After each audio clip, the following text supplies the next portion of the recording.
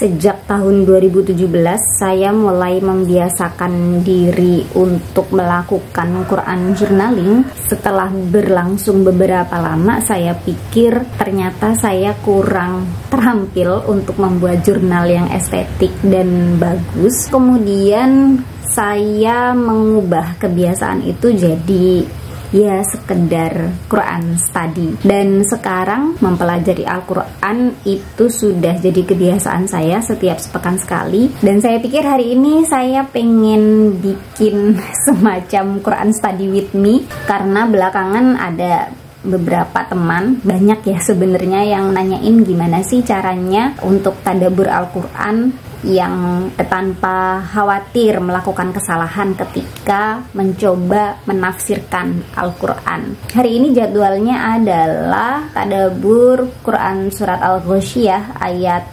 8 sampai berapa ya? Kok lupa. Dan sekarang masih pagi, masih jam 7 lewat 13. Anak-anak saya baru berangkat sekolah, jadi saya perlu persiapan dulu, mau mandi, sarapan, dan nyeting meja untuk belajar. Sebelum dimulai, biasanya saya siapin dulu alat-alatnya yang mau saya pakai. Yang pertama pastinya buku catatan. Ini adalah binder yang saya siapkan khusus untuk nyatet kajian atau catatan tadabbur Al-Quran. Jadi sebenarnya buat saya tadabbur Al-Quran atau Quran study itu ya sekedar sesimpel nyatet kajian tafsir atau penjelasan dari ayat yang sedang saya pelajari saat itu. Sebenarnya sesimpel itu sih.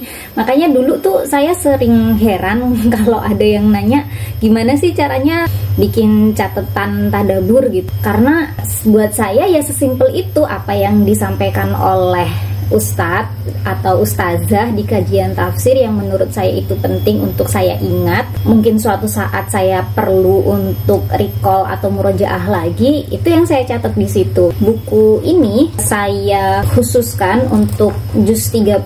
Tadinya saya masih campur-campur gitu kan bukunya untuk catatannya, terus sekarang sudah mulai saya kumpulkan khusus untuk juz 30 ini baru segini. Dan model catatan saya ya kayak catatan kalau kita lagi nyatet pelajaran gitu ya, sesimpel ini aja gitu. Paling pakai pena yang warna-warni. Saya biasanya kalau nulis ayat dan artinya pakai tinta hitam, kemudian habis itu penjelasannya baru pakai tinta berwarna untuk bedain gitu biar lebih enak dilihat aja.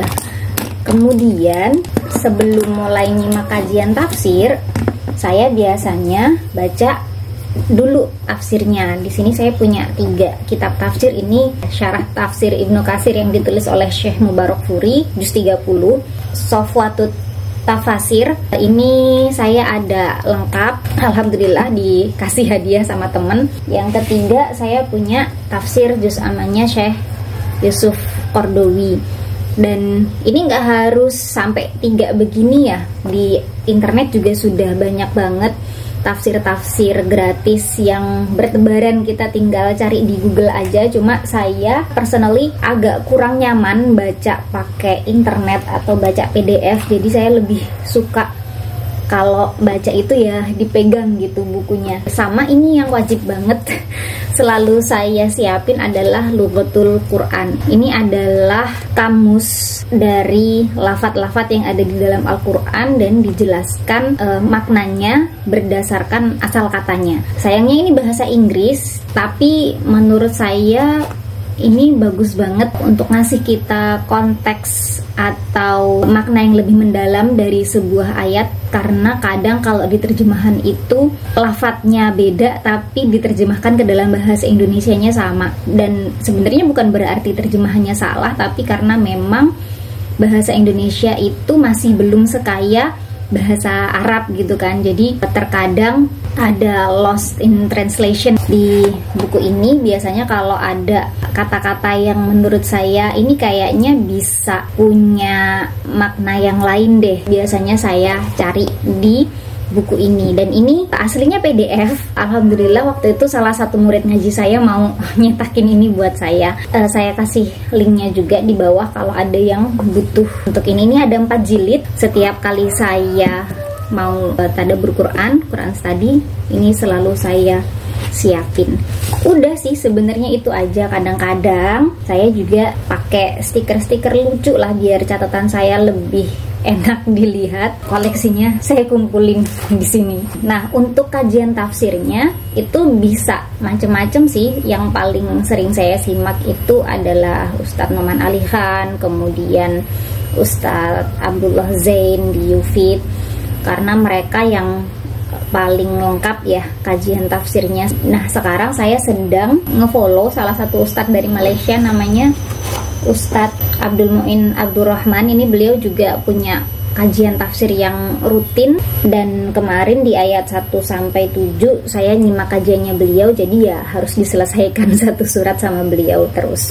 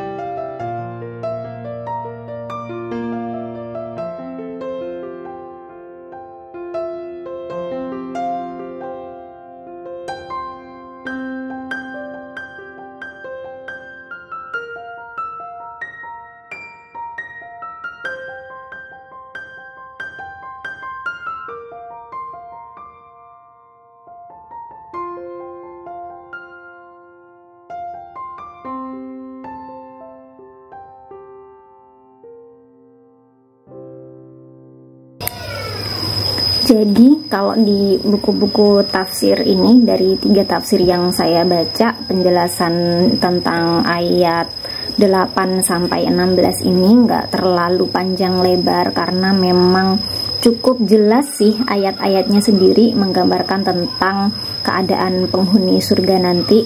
Paling ada beberapa hal yang menurut saya menarik untuk dibahas, dan itu masih sama sih kaitannya sama kayak ayat 1-7 kemarin, karena ya lawan katanya gitu kan.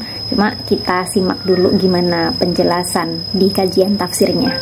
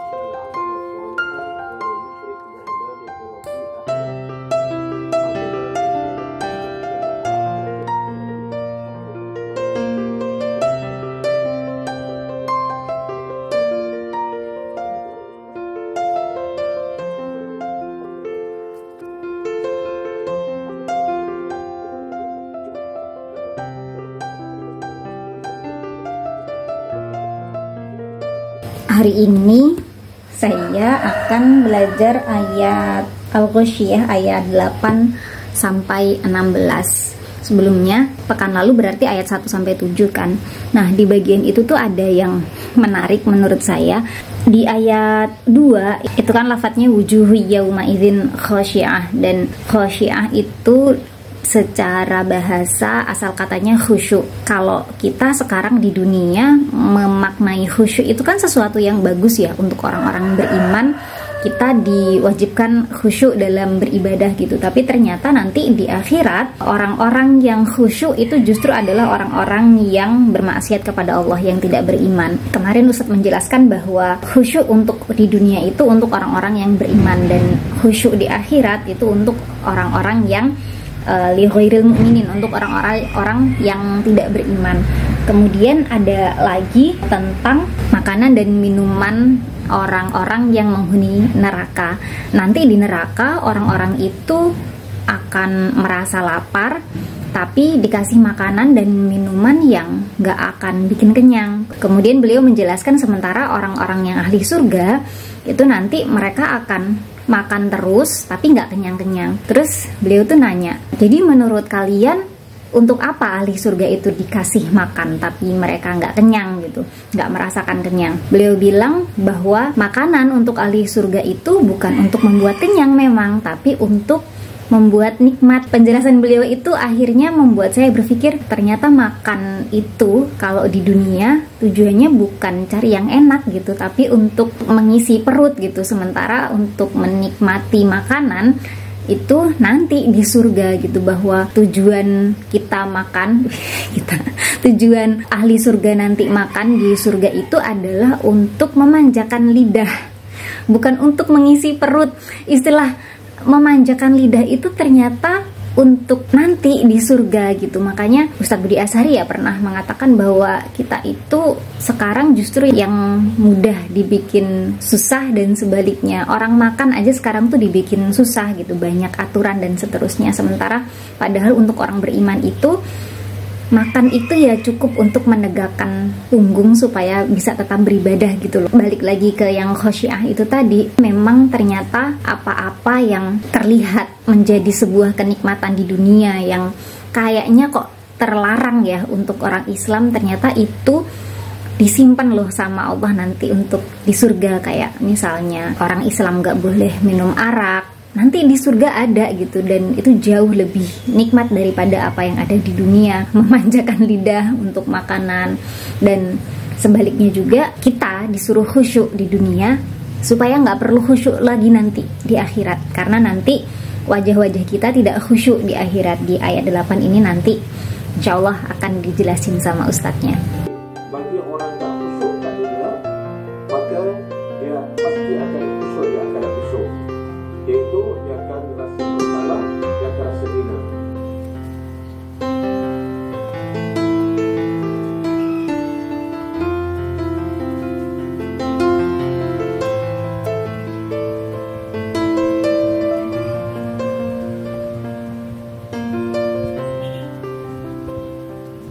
Nah, di ayat 8 itu ada lafadz na'imah ya. Ayatnya wujuhu yauma idzin na'imah. Diterjemahkan maknanya berseri-seri. Cuma saya pengen tahu tuh asal katanya na'imah kan nun, ain, dan mim. Kalau di dalam bahasa Indonesia kita biasanya memaknainya nikmat gitu kan secara umumnya.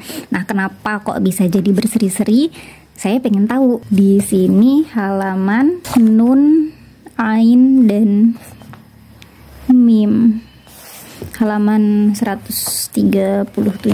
Kadang ya kayak gini nih, setelah dicari sebenarnya oh ternyata nggak terlalu ada hubungannya dengan tafsir. Cuma setelah tahu maknanya tuh jadi kayak puas aja gitu loh. Istimewanya di sini juga kadang yang membuat kita makin amazed gitu ya. Ada beberapa yang penjelasannya tuh dikit banget nih, kayak ini ya, nun, ain, dan lam. Ini contohnya ada di surat Toha. Cuma segini penjelasannya. Sementara untuk nun, ain, mim yang nanti bisa naimah, bisa ni'mah, dan seterusnya itu sampai 1, 2, halaman setengah. 2 halaman setengah penjelasannya, berarti ini kan sebuah kata yang maknanya bisa seluas itu. Sekarang kita cari tahu apa sih sebenarnya naimah itu, asal katanya. Ini contoh-contohnya kalau di dalam perbendaharaan Arab yang lama gitu ya. Misalnya ada kalimat naima bihi aina, he found something to be soothing to the eyes and comforting for the heart.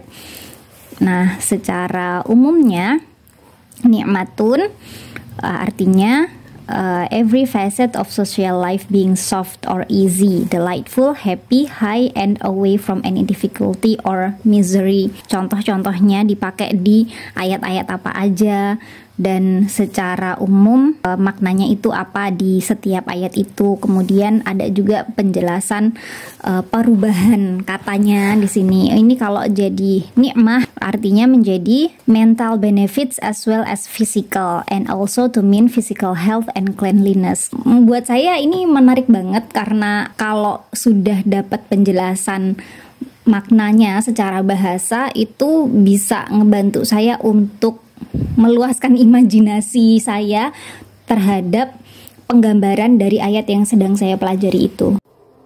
Kata Syekh Soleh sini sebenarnya mereka boleh berselisih ketika dalam kubur. Ketika dalam kubur. Sebab bila mereka berjaya untuk masuk sholat di dalam kubur, kalau kita ada itu, maka kubur akan diluaskan dan memandang diampar dengan berbagai ide.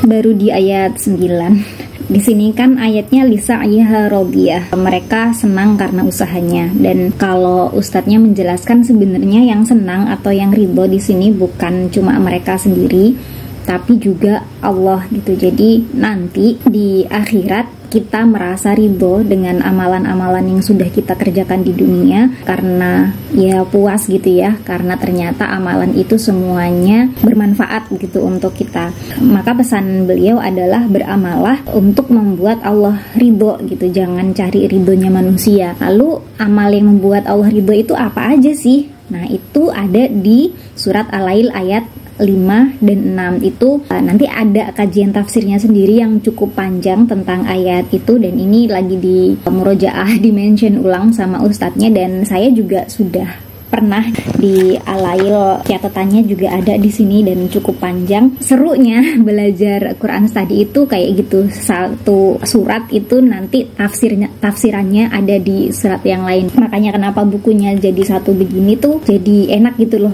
Kalau misalnya mau merujuk ke surat yang mana, ayat yang mana, itu tinggal buka lagi. Oh, tafsir surat Al-Lail ayat 5 dan 6 ada di halaman sekian gitu. Dari daripada Bukit Safa dan Bukit Marwah. Dan Allah sebut dalam surah apa nih?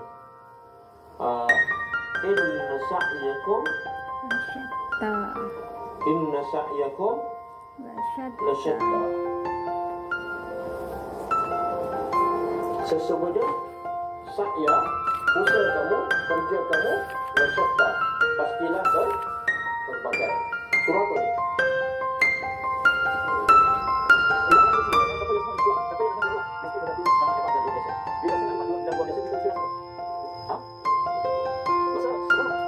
Bila kita tak rasa gembira, mana boleh? Kita ada masalah.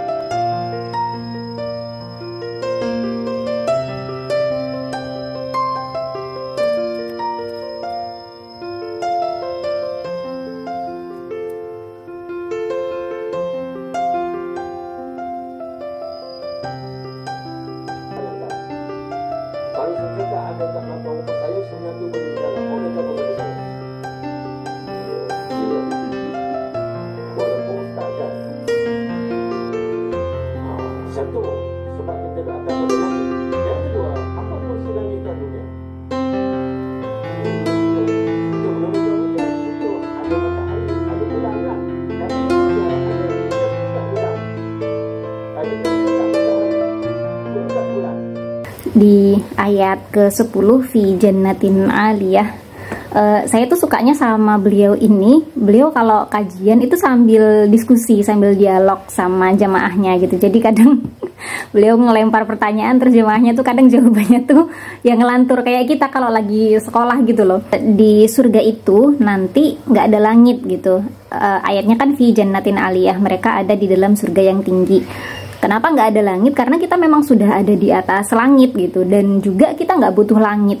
Kita di dunia ini kan langit apa sih fungsinya? Untuk melindungi bumi gitu kan, salah satunya. Kemudian ada matahari, ada bulan di situ. Sementara kita nanti di surga itu kita nggak butuh matahari, nggak butuh bulan, karena untuk apa gitu?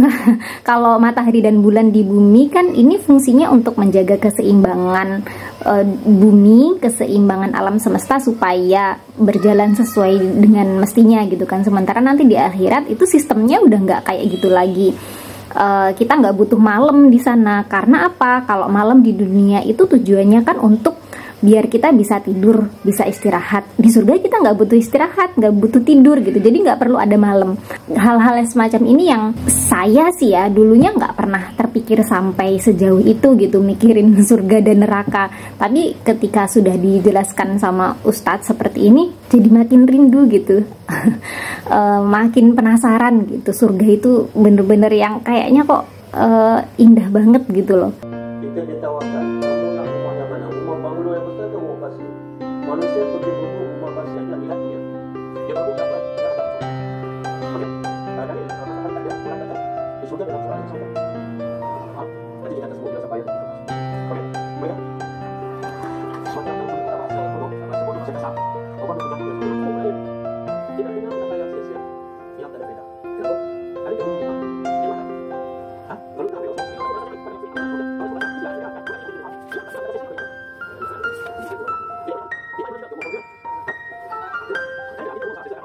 ini satu poin penting lagi di ayat 11. La tasma'u fiha laghiyah. Ustadz mention tentang perkataan yang sia-sia. Nanti di surga itu kita nggak ada tuh perkataan yang tidak berguna. Dan beliau kayak ngingetin kita gitu kan, orang di dunia itu kan kayaknya seru gitu ya, ngobrol panjang lebar ngalor ngidul gitu. Tapi kenapa kok itu nanti di akhirat, di surga nggak ada? Beliau ngasih analoginya itu kayak kalau kita punya rumah bagus, kita kaya, tapi kalau ternyata di dalam rumah itu masing-masing penghuninya itu nggak jaga lidah, nggak jaga ucapannya, kita bahagia nggak nanti di sana? Pasti nggak kan? Karena banyak orang itu justru bisa menyakiti orang lain hanya dari ucapannya. Ini belum selesai beliau menyelesaikan kalimatnya, cuma saya berasumsi kalau iya nanti di akhirat kalau misalnya kita dibiarin ngomong apapun yang kita mau, ya jadinya kita nggak ada bedanya gitu dengan penduduk bumi. Salah satu ciri ahli surga itu di dunia adalah mereka nggak suka berbicara yang sia-sia. Nah di sini adalah ngasih kita kayak clue gitu bahwa kalau kamu mau jadi ahli surga, dibiasainlah untuk ngomong yang penting-penting aja gitu. Karena itu nanti yang akan jadi kebiasaanmu di akhirat, di surga.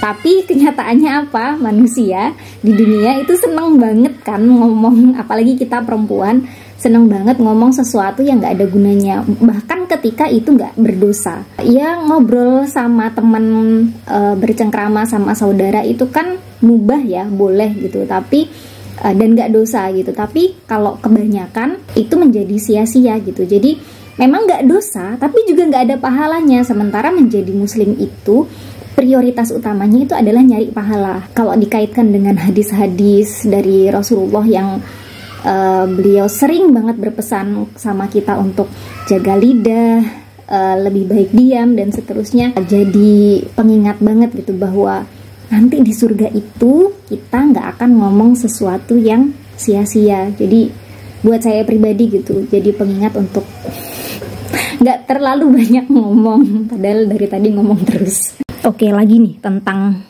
laghun. Penjelasan di buku Lughatul Quran ini cukup panjang. ada beberapa penjelasan ya. Ini secara maknanya Ibnu Faris menjelaskan kalau secara basicnya tuh ada dua arti. One meaning is of an insignificant thing which deserves no attention gitu. Jadi laghu itu bermakna sesuatu yang nggak ada artinya lah, nggak penting.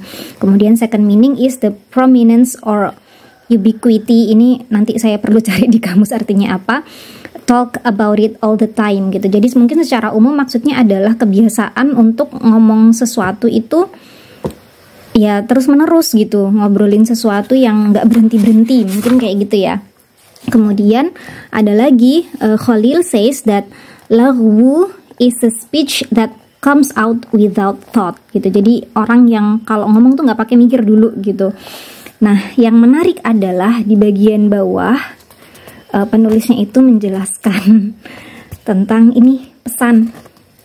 Ini di surat apa ya ini ya maknanya ya. Hari ini saran-saran seperti ini sering diberikan kepada orang mukmin. Maksudnya di surat ini ya, saya nggak yakin sih ini surat apa, surat 41 ayat 26, bahwa orang-orang kafir itu sering ngomong ke orang-orang Islam bahwa jangan langsung baca Al-Quran deh, jangan langsung apa-apa ke Al-Quran. Al-Quran itu susah dipahami, butuh mufasir untuk bisa menerjemahkannya dan seterusnya.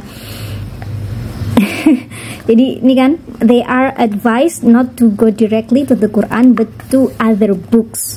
Jadi kita dijauhkan dari Al-Quran, kita disuruh baca buku-buku yang lain. This is the way to distract from the Quran. This will help you overcome them.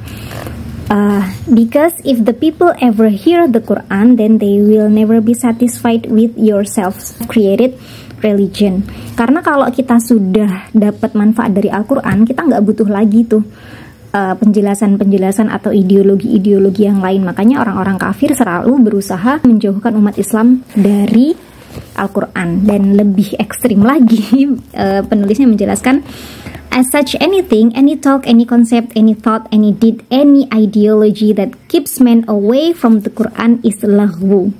We too have been indulging in laghu things since centuries. Until we cleanse our hearts and minds of these laghwiyat, we can never reach the pure deen.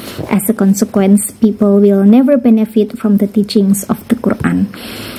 Ini dalam banget sih menurut saya ya, walaupun mungkin kalau kita lihat atau kita pandang dari salah satu sudut pandang agak terlalu ekstrim gitu ya, karena buat saya pribadi juga kadang buku self-help atau motivasi itu justru bisa menjelaskan nilai-nilai dari Al-Quran yang kalau saya baca langsung dari Al-Quran nggak terlalu nangkep, tapi pada dasarnya saya paham apa yang dimaksud dari penulis Lughatul Quran ini, bahwa kita terlalu jauh gitu dari Al-Quran sampai-sampai kita sering terpesona gitu sama buku-buku self-help atau dari konsep-konsep yang datangnya bukan dari Islam.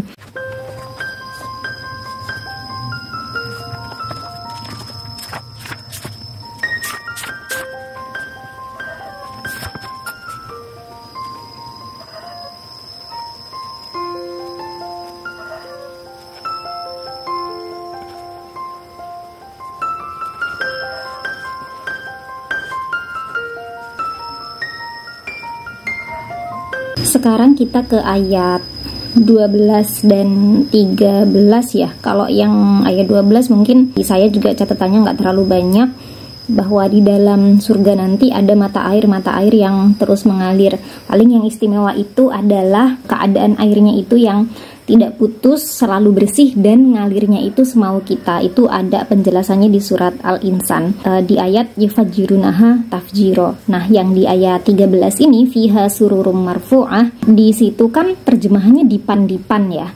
Mereka di sana berada di dipan-dipan yang ditinggikan. Kalau saya cari di Lughatul Quran, surur itu maksudnya adalah sesuatu yang rahasia, tapi kok terjemahannya dipan? Nah, kemudian Ustadz menjelaskan padanan dari ayat ini adalah ada di surat Al-Insan ayat 13 juga, muttaqiina fiha 'alal araik. Surur di surat Al-Ghasyiyah bimakna al-araik di surat Al-Insan. Al-araik itu maknanya adalah a throne or resting place surrounded by curtain or any other thing used for leaning. Jadi masuk akal akhirnya kan di sini surur dan aroik itu jadi nyambung gitu, bahwa dipan atau kalau di terjemahan Al-Quran yang lain itu dimaknai sebagai pelaminan. Pelaminannya orang-orang ahli surga itu nanti mereka terlindungi. Makanya kenapa pakai kata surur di sini, terlindungi. Jadi rahasia, terjaga rahasianya apa yang ada di dalam surur itu. Terjaganya dengan ya kurtain ini tadi.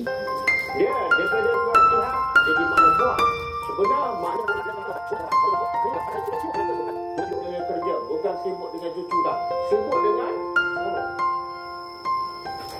makan.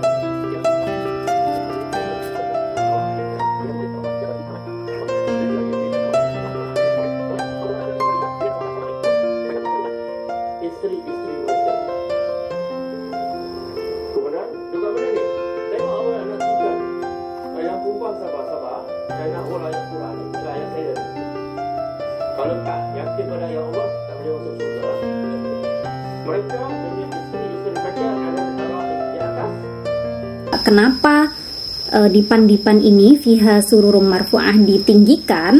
Ya supaya terjaga rahasia para ahli surga itu, apa yang mereka lakukan di dipan-dipan itu terjaga rahasianya. Karena nanti di surga para ahli surga ini akan sibuk bercengkrama, melakukan kesenangan-kesenangan bersama dengan pasangan-pasangannya.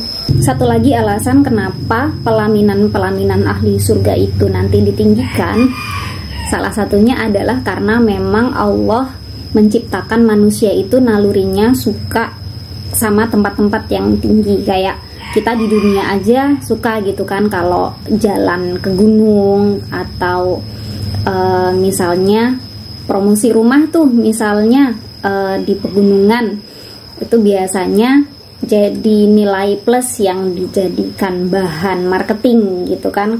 Karena apa? Karena manusia itu suka untuk dapat view yang menarik atau dapat view yang bagus, itu biasanya dapatnya ya dari tempat yang ada di atas, atau ya secara manusia itu memang suka berada lebih tinggi daripada yang lain gitu kan. Jadi nanti itu akan diberikan nikmatnya di surga dengan pelaminan-pelaminan yang tempatnya tinggi. Dan candaan beliau juga adalah, kita waktu di dunia duduk di pelaminan berapa lama, nanti di akhirat pelaminan itu akan jadi milik kita selamanya karena nggak perlu nyewa.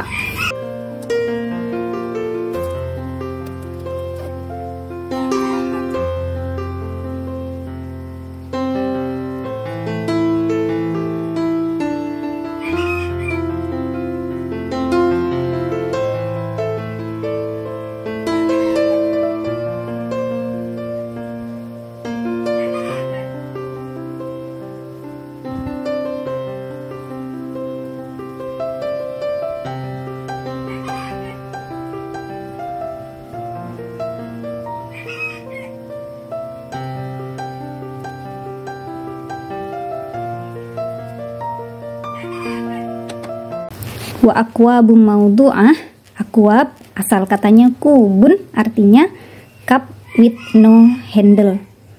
Kok bisa pas ya stikernya ini, mereka cangkirnya nggak pakai handle.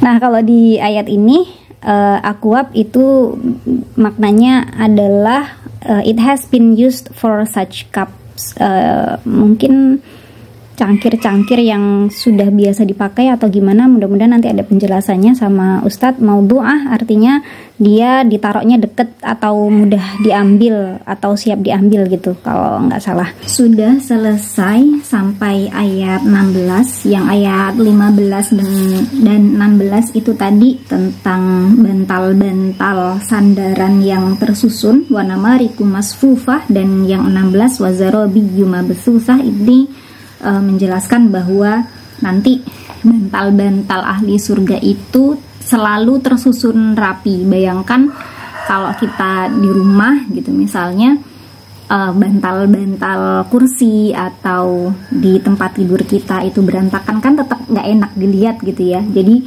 nanti di surga itu bantal-bantal yang ada di atas dipan-dipan para ahli surga itu selalu rapi. Jadi nggak perlu ada effort untuk ngerapiinnya lagi. Lalu permadaninya itu ada di mana-mana, terhampar di semua tempat. Dan jenisnya apa tuh? Ustadz menjelaskan ada di surat Ar-Rahman ayat 54, bato inuha min istabrok. Permadani para ahli surga itu nanti bagian dalamnya aja tuh, bagian dalamnya tuh dari sutra tebal. Bayangin kalau di bagian dalamnya aja sutra, bagian luarnya terbuat dari apa. Sudah selesai sampai ayat 16. Ya kayak gitu saya kalau lagi waktunya Quran study, baca tafsirnya, mendengarkan kajian Ustadz sambil nyari-nyari penjelasan atau makna dari lafat-lafat tertentu yang menurut saya mungkin saja punya makna yang lebih dalam dari sekedar yang sudah tertulis di terjemahan, lalu menuliskannya di buku catatan saya. Ini tadi ayat 8 sampai 16, ada 1 lembar lah ya kira-kira. Mudah-mudahan video ini bermanfaat buat kalian yang ingin memulai tadabbur Al-Quran. Kalau misalnya video ini bermanfaat, silakan komen di bawah, siapa tahu nanti saya ada mood lagi untuk bikin video semacam ini. Terima kasih yang sudah nonton, kita ketemu di video selanjutnya.